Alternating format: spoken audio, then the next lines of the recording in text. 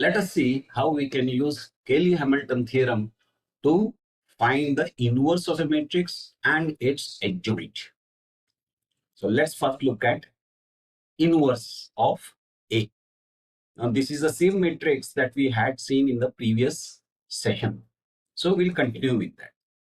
Now in the previous session, we had seen the characteristic polynomial for lambda equal to A is A cube minus 6A square plus 7A plus 2I is equal to O. That is a zero matrix. Rearranging this, we get 2I is equal to minus A cube plus 6A square minus 7A. Now, since I is equal to A is common, so let's take it out. A times this term minus A square plus 6A minus 7 by 2. So, if a matrix multiplied with another matrix gives us I, that means the other matrix is going to be the inverse of the first matrix. So, which means the matrix A has a right inverse and hence A is invertible.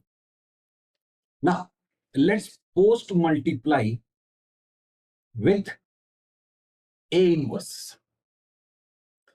So, we have 2I times A inverse is equal to minus A cube plus 6A square minus 7A times A inverse. Now, distributing A inverse, 2A inverse, here I times A inverse is A inverse, is equal to minus A to the power of 3 minus 1 plus 6A to the power of 2 minus 1 minus 7A times to the power of 1 minus 1. Simplifying that, we get 2A inverse is equal to minus A square plus 6A minus 7I. See here, A to the power of 0. So it would be I. Now we require A square. So A square, let's multiply A with A. We get this matrix. 2A inverse is equal to, let's do the substitution, minus A square plus 6 times A minus 7 times I. Simplifying it, we end up with this matrix, minus 604 minus 211 40 minus 2. And let's take 2 to the other side. So we get the inverse. Now the inverse can be expressed as a polynomial in A.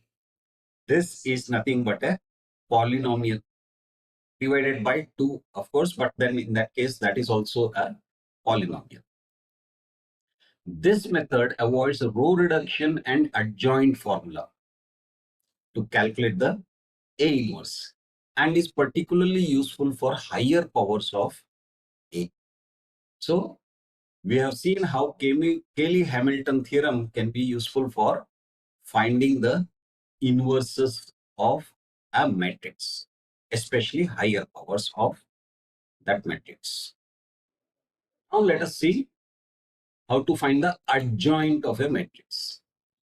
So let's take this matrix and let's find the adjoint.